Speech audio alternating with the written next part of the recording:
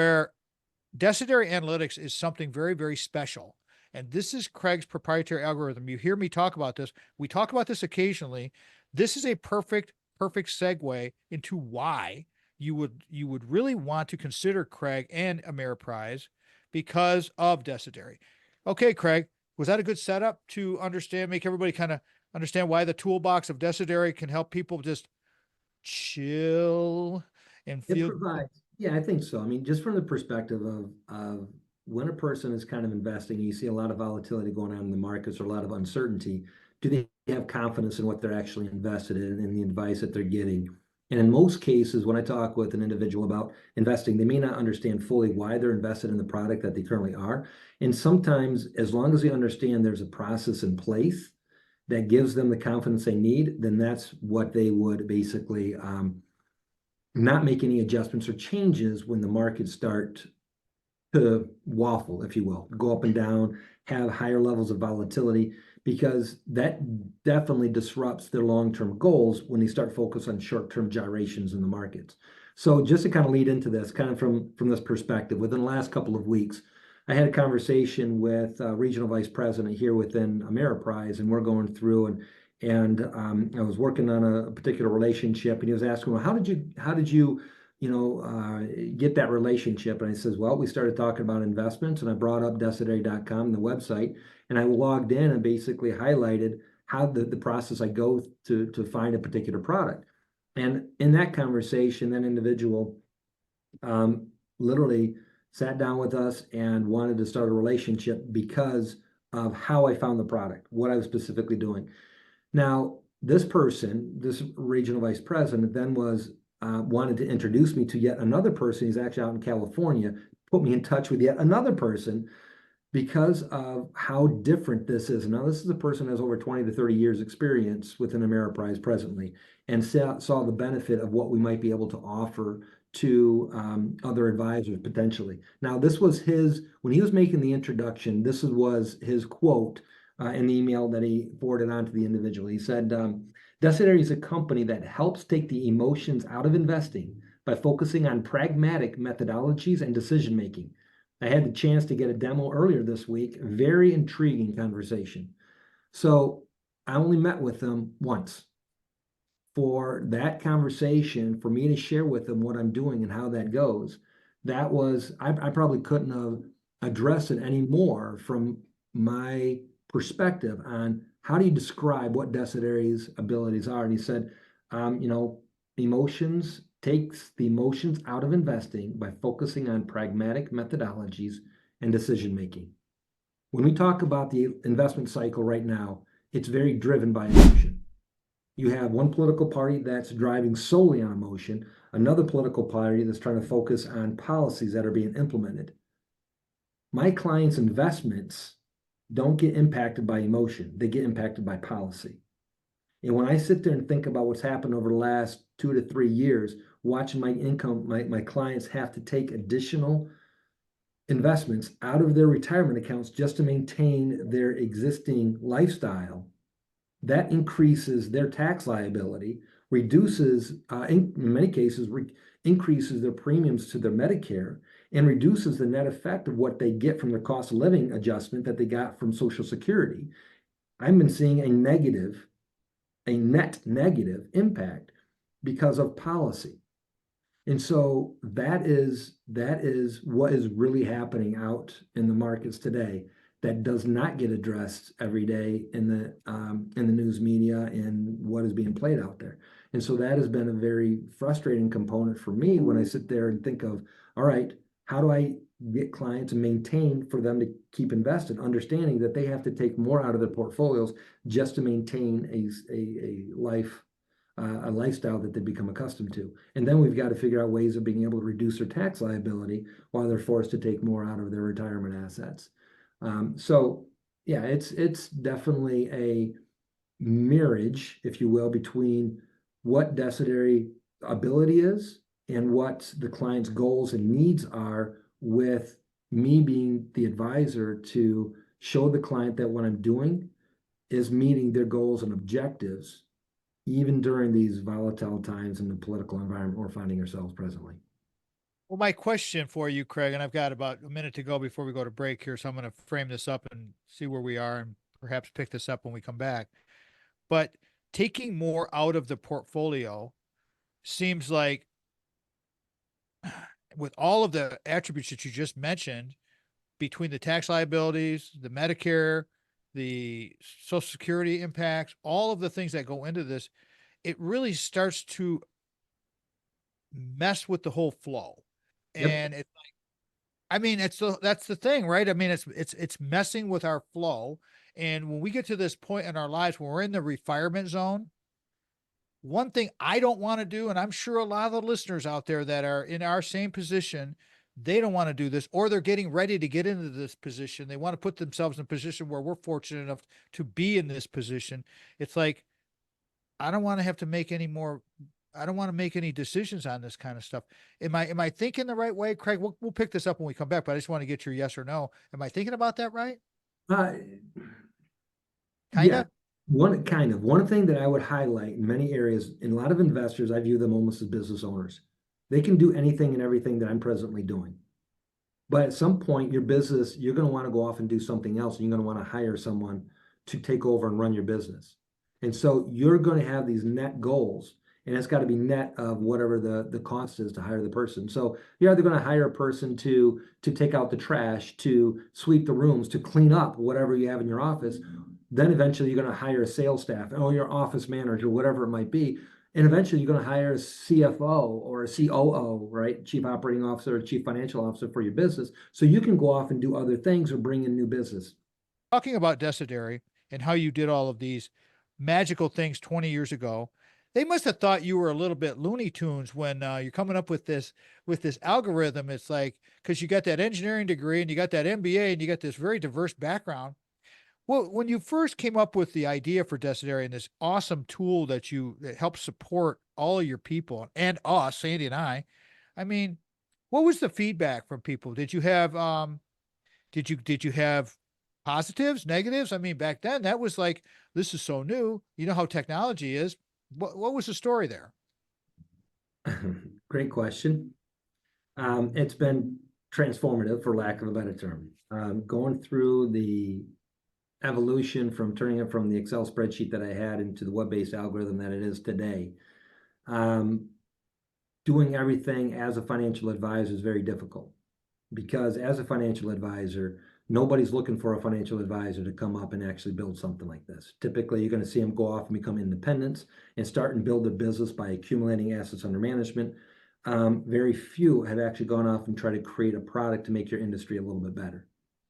And so from that perspective, being on the inside and trying to convey that to someone on the outside, oh, we're already doing something like that, or we're already working on allocations or whatever it might be, because they focus on asset allocations, such as how much stocks, bonds, cash you should have as a part of your portfolio. Hey, we're doing something a little bit different. We're going to add alternatives. And then when allocations kind of get out of whack, in many circumstances, they say, well, we need to change the client's risk tolerance in order to be in alignment with a portfolio that they were in alignment before, but now because they add something, well, now it's out of alignment. So going back to 15, 20 years and to get to where I am today, the applicability of what I do and the process that it applies is not only specific to the financial industry, but also is very applicable to decision-making outside of the finance industry. Here, it just helps more so even on the compliance because it institutes a process that can go from year to year to year because clients' profiles really don't change. All the products do. The decision making of who's buying and selling the stocks, how good is a investment manager actually doing in buying and selling the stocks? I mean, that's all that's actually happening. Two things are happening in the markets. You're buying a stock, you're selling a stock. You're buying a bond, you're selling a bond. You're buying gold, you're selling gold. You're buying silver, you're selling silver. People talk about, well, we need to buy gold for inflation of hedge. Okay, well, tell you what, if I would have bought gold at the same time Apple came out, which one would have Apple stock, which one would have outperformed and outpaced inflation faster? Apple stock over the last 20 years, not gold, from that perspective. So I have to address many overlying variables that people get marketed to each and every day. Decidere allows me to put that into context, because now I can say, well, how good are these people at buying and selling gold? How good are they at buying and selling silver? How good are they at buying and selling Apple stock? Because every time when they're buying and selling, it creates a statistic, an alpha, a beta, an up market capture, down market capture. Depending on the different economic cycle we find ourselves in, those variables are going to change. So we're in a defensive cycle. So that means we want to focus or find an asset manager that has a larger allocation of their portfolio in healthcare, consumer staples, and utilities. If we're in a growth economic cycle, we want to have less exposure to utilities, healthcare, and consumer staples. Those are areas in which we start to find asset managers to meet clients' goals and objectives. So how this stuff has been received, in most cases, being a financial advisor, a lot of organizations say, oh, we're already doing something like this. So they don't even review it. But when I compare it, they're like, yeah, we're not doing something like that. Or they said, we refer to our research department. I says, well, let me take a look at what your research department, how did they make a recommendation as to what funds they want to make available to their clientele base? That is what has been the beauty of Decidere. For me, the more data, the better. That means the better I can do for my clients, and the better I can find an asset manager that is going to give them the least amount of volatility with the maximum amount of performance, achieving their goals and making sure that my fiduciary responsibilities are being met, or any other fiduciary for that matter, a fiduciary for an endowment or a foundation. One of the beautiful things is my ability of being able to actually build a portfolio in a boardroom, sitting down with a portfolio and say, what's your investment policy statement need to be? Now let's build this portfolio together. How important does alpha need to be? What time periods are we looking at? How important are those time periods? Now I'm giving them guidance, and we're actually instituting a process that can be a part of their investment policy statements going forward, and actually build and implement a strategy during a board meeting. Craig, how would you like people to connect with you? I've given the phone number. I can give the phone number again if you'd like, the 800 number, the email, our website where they can click right through to you. But how would you like people to connect with you for maybe some personal treatment, maybe some personal speaking engagements, church events, all these kinds of things? Go ahead, Craig, please. The easiest thing is if they just Google my name and go to the Ameriprise.com website, and basically there they can reach out to me directly, and I'll actually get an email notification that separates them out with a lot of the other minutia, for lack of a better term, that we get in our emails, right? So from that perspective, that would be the easiest. That way, when they call in, I can respond and get back with them. And if there's a particular item that they want to kind of discuss and go over, they can put some of the details within that email, and then we can address it when we reach out. So from that perspective, that is typically would be the best and easiest way, I think, for us to communicate, because then they can do it on the weekend, they can do it later at night after they get home from work, whatever the structure might be. Because if they try to call during the day, they might get through. More than likely they will. And my phone's not always ringing off the hook because things are always set up already for many clients, and so I'm just going through and monitoring things as we go through. So, but from the perspective of ease of accessibility, Googling my name and or sending me an email directly at craig.stiles@ampf.com. That would probably be the easiest. If they want to call after hours, they just leave a message. But being able to leave additional detail. My name, Google it, Yahoo it. However they want to search my name, they can do that. It'll come across. Thing or what? Craig, where do you see take the rest of the episode just to talk about election season and calming down? Where do you see in your pragmatic crystal ball? Is that a good way of saying it? Pragmatic crystal ball. We're going to be a pragmatist through the lens of Decidere, looking into the crystal ball. How's that? Does that sound good? Usually the crystal ball is not very pragmatic, so we'll go with it. That's not a pragmatic method that I would encourage by any stretch. But I want to highlight, when we first met and when we first started consolidating things for you, that was towards the beginning of 2022. That's when the markets were having a huge correction.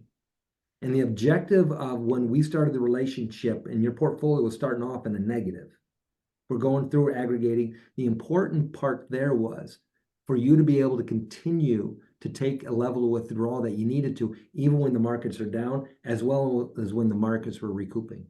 So Our relationship started in probably the worst time that we could ever have started our relationship, and how the markets were going through negative. But for you to be able to maintain that lifestyle and for it to continue to grow, that has been a dynamic to where what was your goal? What was your portfolio need? And then finding the appropriate strategies in some of the stormiest environments, and then saying, all right, this is a strategy that's going to allow you to be able to withdraw. And so even if you buy here, the portfolio goes down, and then you're able to take that withdrawal out the same amount, and then have the confidence that it's going to rebound at some point going forward. It's that confidence piece that, hey, the market's down, let's make a change. No, let's not make a change. You are still going to be able to take your withdrawal that you need to take out, because I have confidence that that portfolio is going to continue to grow. That's what you're witnessing by maintaining the strategies and allowing it to continue, because your goal and what the portfolio was able to achieve aligned itself. And that was during one of the very difficult times. That's what leads up to the whole election cycle that we find ourselves in. Don't change your strategies because of short-term election cycles. That's why we're talking about elections. And what was the last part of that we want to add to it, right? Well, don't make any adjustments. Don't go crazy. Right, calm down and just make sure that you feel confident. Because if you are not confident in what is and you're really nervous investment wise, maybe what you're investing in is not aligning with your goals, because you should not have to adjust your lifestyle drastically in order to be able to maintain your investment strategy presently. Maybe at the beginning it wasn't where it needed to be to start with, right? So from that perspective, that's what I would be leaning on towards, is just making sure that what they're aligned with, what product they're investing in, is actually meeting and aligning with their goals. Don't be sold something. Don't be sold something. And so when you That, start doing that, that's what's going on. Craig Stiles the bomb. I've said that so many times. It's just like, it feels like a repeating record. But again, like I said during the show, to take our withdrawals out of our financial fitness and our money, our ReFirement Zone savings, and have it go up is so reassuring. It's almost surreal. We'll leave it there. Thank you so much for listening, watching, doing everything that you do for the radio program. Support our sponsors. Without our sponsors, we can't do this. Our sponsors are the best. We've got Craig, we've got Jamie White, and we've got Brock Fletcher. They're all on the website. Check them out, because they're there and you can find them easily, and we trust them. Until next time, everybody, I'm Papa Tom. Have a great day. Peace out. Love y'all.